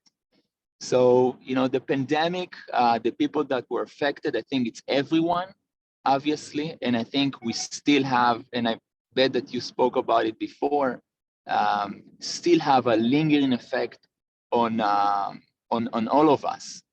So we hope to to resume regular life. Obviously, people are still afraid, even here in Israel. I should have said that in the beginning, but I'm speaking from Israel. So here, we were one of the first country that kind of were able to move away or get out of COVID, supposedly, but they always come back. So people are still afraid to interact with other people, to go to crowded places. So that's certainly still affecting their life. What I do now at Ichilov is I work in the preventive medicine. And we see people supposedly healthy who come for a regular screening, and they are shocked that they all of a sudden have blood pressure and elevated, blood sugar, and they have a poor lipid profile, and they all of a sudden store more fat. Even if you don't see it, when you test for it, you can see people. There's a new medical term called TOFI, which I'm not sure that if you're familiar, it's basically saying thin outside, but fat inside. It's people that look like they are thin and lean, but inside they have metabolic syndrome, so they're not very healthy. But you cannot recognize it if you don't do further testing. So, but that's just the start of it. And when you go to the bottom of it, you realize that what changed tremendously is their day-to-day life. So it's not only the nutrition and the physical activities, the stress, it's the interaction with other people. It's the opportunity to, to grow. It's the fear that kind of caught up to everyone and really is taking a huge toll on their life. So we deal with it every single day, and we try to really help people first to recognize it and to identify those risk factors. And secondly, we develop a very comprehensive screening protocol, and we try to personalize nutrition and personalize physical activity and medicine in a way that really connect with that person and really meet the person where he or she is, and not, not trying to structure a program that is completely unfeasible for the person. So I always say to my client and to my patient, there is a journey to go, and it's not, you don't have to be where you want to be in a year. You don't have to be there tomorrow. Many of them, they dig a big hole for themselves, and for many of them, it's too big to climb unless you really help them go step by step. And the way, similar the way they dig the hole, they can go out of it. But they really need a lot of help. Wow, so Dr. Arad, I'll thank stop you. there. No, I mean, we could absolutely really get into detail with that. I mean, I think what's really fascinating is the way that your approach merges so well with what we've been discussing so far, especially with respect to preventive care and meeting people where they are, trying to actually find where each individual is and what is their specific circumstance. And that kind of need for openness, for acknowledgement of where we are and what it is we need to be able to move forward. I think that these are really kind of recurring themes that we can pull from today's discussion. I want to relate back to some of the things that are happening in the chat and just maybe get a speaker perspective on a couple more of these just before we unfortunately have to wrap up, even though there's still so much more to discuss. I'm seeing more comments on what we talked about in terms of research and how we move past those weird participant groups and how we keep moving forward into something that's more representative and more equal. I'm also seeing comments about, the aim for a healthy life and the individualization and so on, that is also in itself a function of privilege. And I think that's very important to reflect on. But something that was raised a little earlier, and I think we haven't had a chance to address yet, is about older individuals. So there's a question about people who have retired. Has research looked into the COVID-19 impact on retirees? And Mr. Jarvis in the chat mentions actually something that sounds kind of very wonderful, very adaptive and very positive, but I'm sure was not the case for everybody in a senior age group. Whereas retirees, Mr. Jarvis and their wife were able to navigate the COVID-19 crisis, restructure activities, helped take care of the grandkids because the parents were frontline workers, and also still maintain the quality of day-to-day lives. A little further down in the chat, I'm scrolling to try and acknowledge the name. I'm sorry if I don't quite get to it. But somebody has mentioned that for older people, there are very many consequences that are still actually becoming apparent. Was Wanda, thank you very much, Sarah. Appreciate that timely reminder. So I wonder if even though Dr. Havens and Dr. Hendrix here really work with people at the early stages of parenting, I wonder if you could speculate how this research might extend to people who are older and further on in life. And Dr. Arad, after we've heard from our two first speakers, I would love to hear your perspective on how older people might be differentially affected by this situation too. Thank you. Dr. Hendrix, I'm picking on you first this time. Sounds great.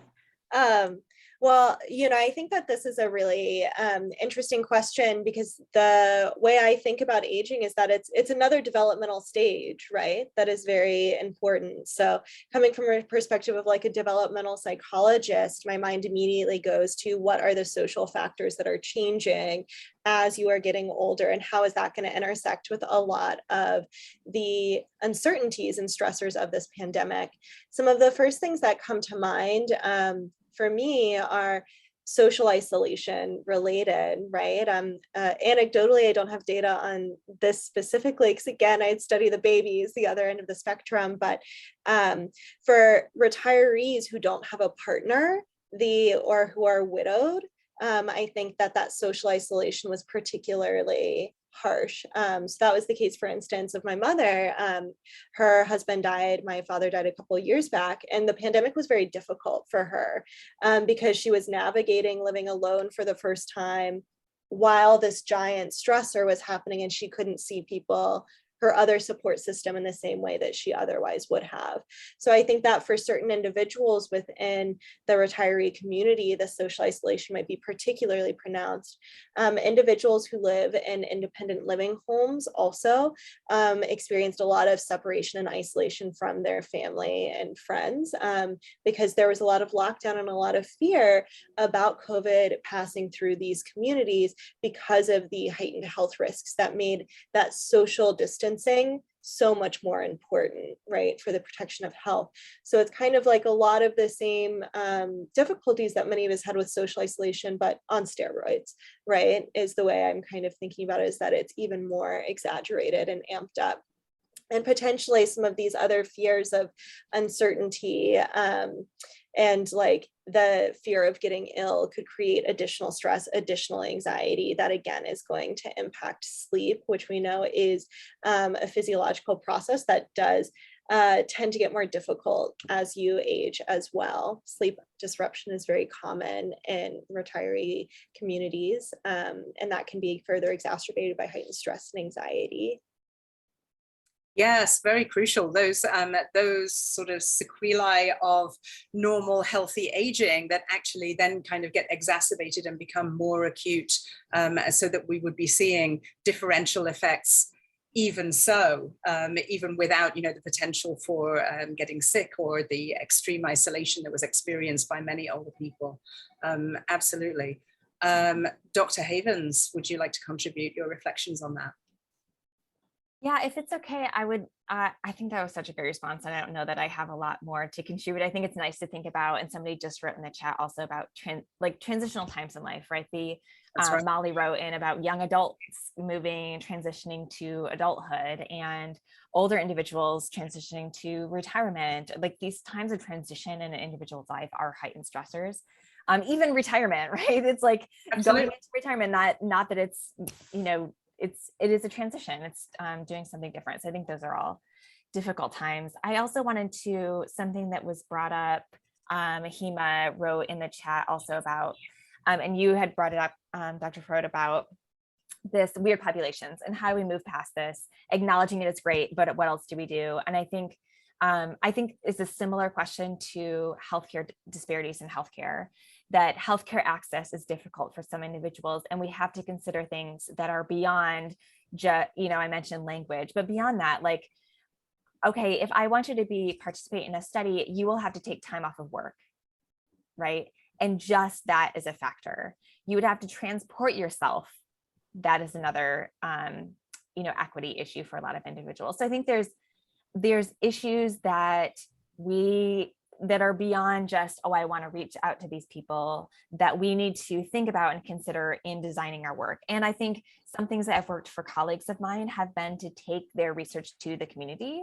So instead of asking somebody to do a survey online, where an online access to a computer may be difficult for some individuals, they're going into a home or bringing their research into the healthcare setting that an individual already is going to their doctor, and now you're adding in 30 more minutes onto their time. So I think those are some strategies, just kind of thinking about what works and what things am I considering in my own research.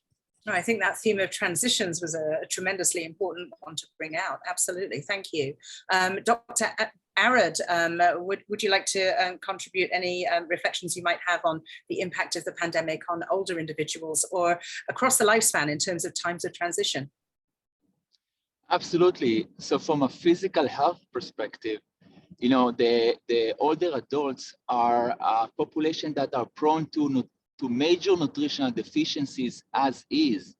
And we're talking about, during the pandemic, this is a population that are likely deficient in B vitamins and iron and B12 and calcium and fiber and protein. So what happened when they don't have access to food? What happened when they feeling stuck on just carbohydrates? Or they don't have somebody that's gonna help them with preparing the food? They tend to have even more deficiencies. And if we think about physical activity, let alone that they social isolated and nobody maybe walk with them or do activities. When they don't do activities, they already have, a reduction in their bone mass, reduction in their muscle mass. They become less independent, they become less functioning. This is obviously affecting the mood, affecting the day-to-day activities. So we certainly see a major impact on the older adults, just from that perspective. Now, we have to also remember that aging as is also creates some, metabolic, derangements such as insulin resistant, atherosclerosis, things that people have a hard time to comprehend and have a very hard time to deal with, especially during the pandemic. So the older adults, they need a lot of help, and certainly the isolation, definitely wasn't very helpful, say the least. So I think from a health perspective, the pandemic was very harsh on the older adults. Yes, I completely agree. I'm seeing messages in the text as well. Again, from Mallory, reminding us that the trajectory of the pandemic has really changed over time, and that where there might have been supports or people rallying round at certain acute times of stress, to a great extent, a lot of those supports have now gone, even though the effects of the pandemic are still being felt. And so even now we can see, the impact of these difficult, isolating kinds of times. Mallory also mentions something called 100 Days with Tata on Netflix, which is a documentary. I'm thinking about the transition with respect to aging. I haven't seen it myself, but that's a recommendation for everyone. We're sadly coming to the end of our time, even though there's so much more that we could continue to discuss. I'd like to give each of our speakers just a couple of minutes to offer their closing thoughts, and then I'll wrap up with a couple of comments too. So Dr. Hendrix, would you like to go ahead and offer your closing thoughts first? And then I'll move to Dr. Havens and Dr. Arad before I just add a couple of moments. Yeah, I just wanted to thank you all again for organizing such a wonderful symposium and panel and asking such thought-provoking questions. I've loved hearing from you, Dr. Havens, Dr. Froud, all of your reflections about a lot of these issues, and Dr. Arad, hearing from you some of this nutritional piece that is so important to consider and how it intersects with these psychosocial factors. For me, I think that one of the big take homes from this conversation has very much been about how far we have come and how much we are learning. And a lot of growing pains have happened along the way to make that possible, for sure. But we are not out of the pandemic, as several people have pointed out in our discussions. It is a different phase of the pandemic from where we were early on. And it is a silver lining for me to think about how far we have come from that time when we were separating mothers and infants, when we were all locked in our homes, and also that there were pieces of these experiences that we could take resilience from to help with our own long-term health and happiness, such as setting clearer boundaries with work, feeling more empowered to say no to things, the importance of accessibility. And I think a point that has come up throughout this conversation too is that accessibility doesn't necessarily mean only putting things online. We really need to be thinking deeply about how we are putting it online, who is going to have access to it, who will find it, and who is the face of like our science and of our healthcare that we are hoping to engage with diverse populations in. If it's only, you know, very educated, highly privileged white individuals, then we are going to unintentionally convey the message that that's who this community is for, when that's not at all the case, right?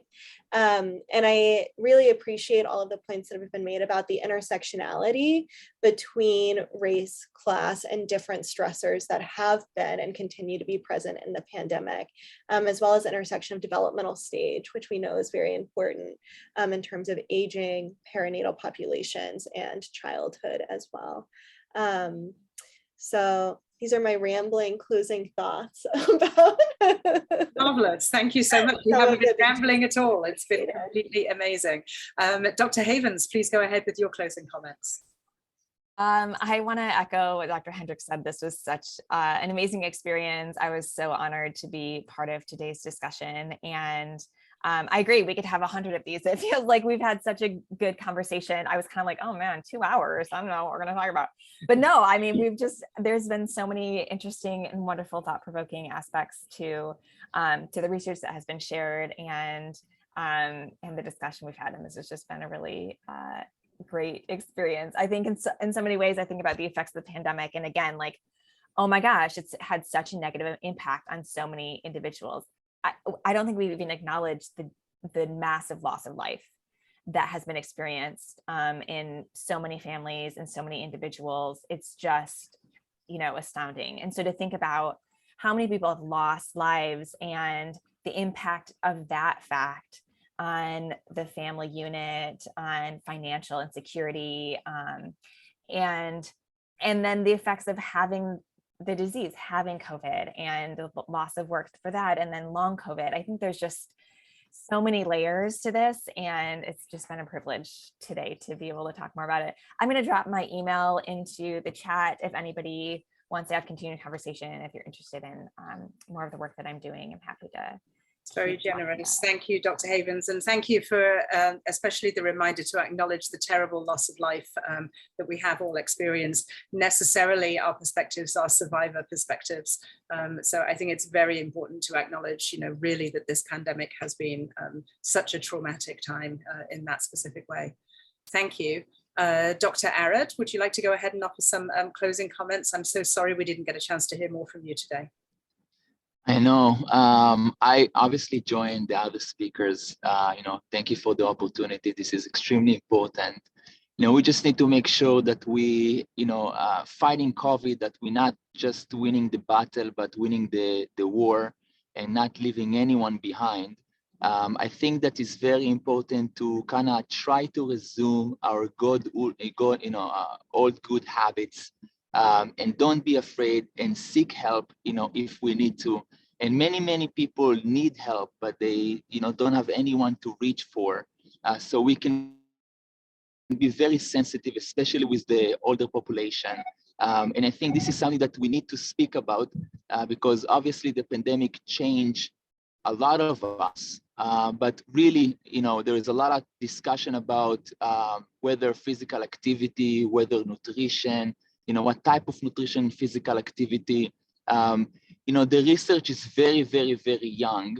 And I think working with a professional, you know, trying to establish good habits, you know it's extremely important and helpful.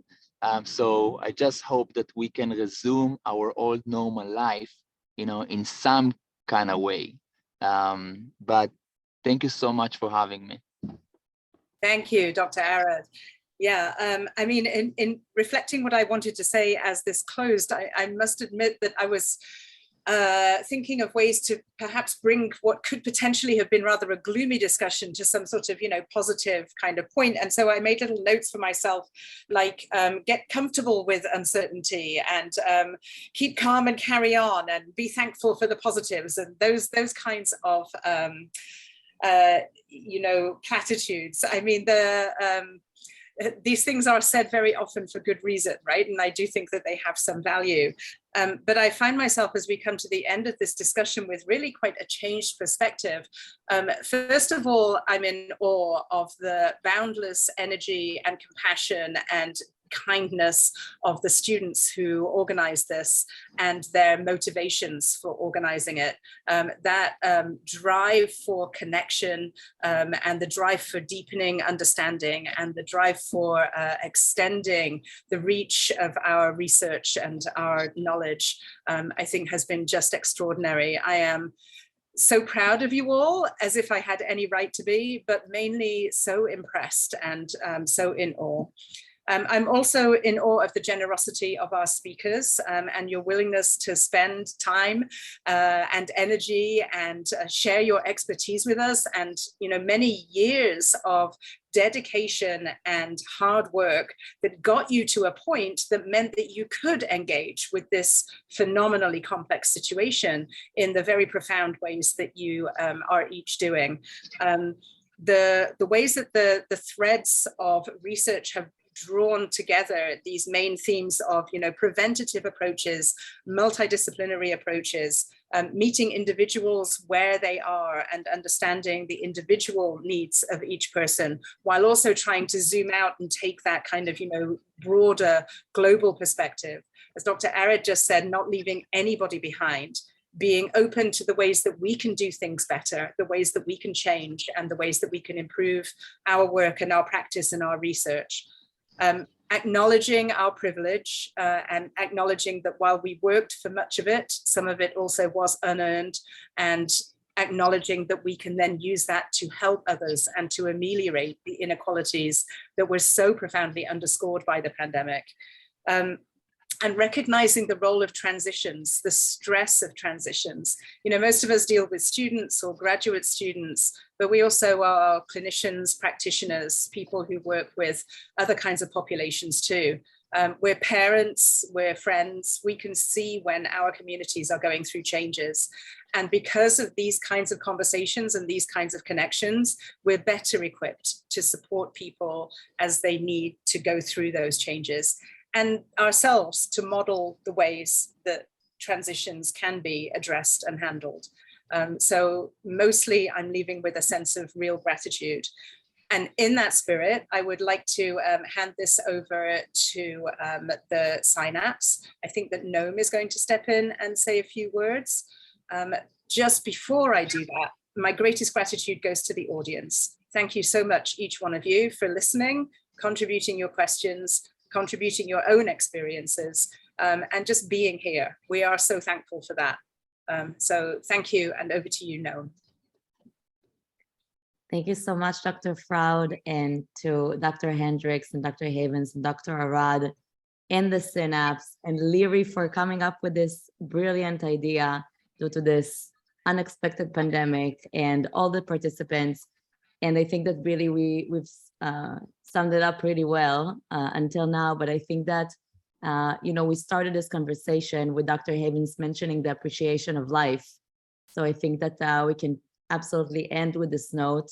And today's we had basically panel 1 about the disease and panel 2 about the pandemic, and they're all kind of, it goes together. We can just separate it when we have a discussion, but so many new discussions came up today, so many, and it made me think about how in the beginning, the COVID-19, this virus has started in one place, and within about 2 months, it reached the entire planet as a whole, and it shut down the entire planet as a whole within about 2 months.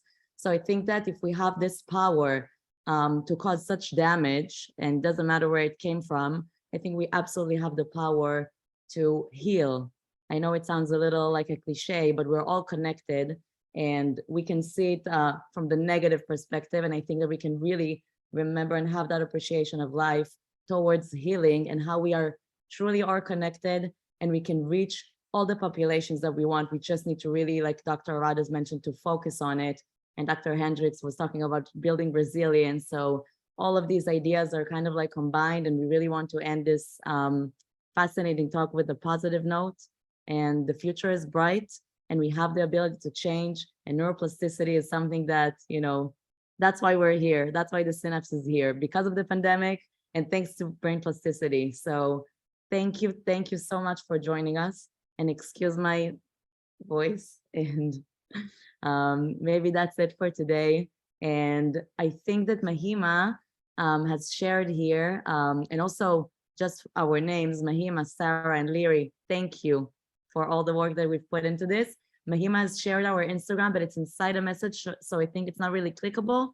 So let us share the Instagram again, and we'll definitely share all the emails of our amazing speakers and some notes from today. Dr. Froud, that was divinely orchestrated. Thank you again. Opa and Mahima shared it. Thank you so much, everyone. Thank you all so much for being here. Thank you, everybody. Thank you so much. Thank you, everyone.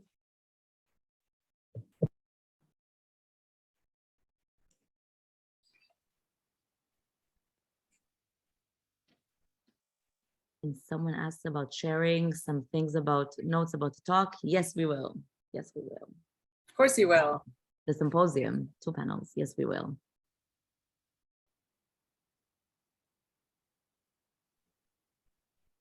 Dr. Froud, you gave such sweet words to us and so encouraging. Thank you. You make it easy. It's a privilege to have been asked to do this, and I learned so much. And wow, that whole discussion really kept me on my toes. I used many little pieces of paper and scraps of things to kind of keep track of where I was going and where I was coming back to. There were so lively, profound ideas. Yeah, just amazing, really fantastic. Thank you so very much, each one of you. You're extraordinary. It's my privilege. It really is.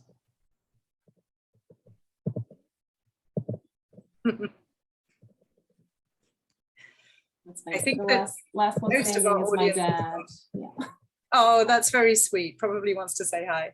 Or he has it on mute maybe at this point. It's pretty late. All right, my dears, if you don't need me, yeah. do you need me for anything else at this moment? You know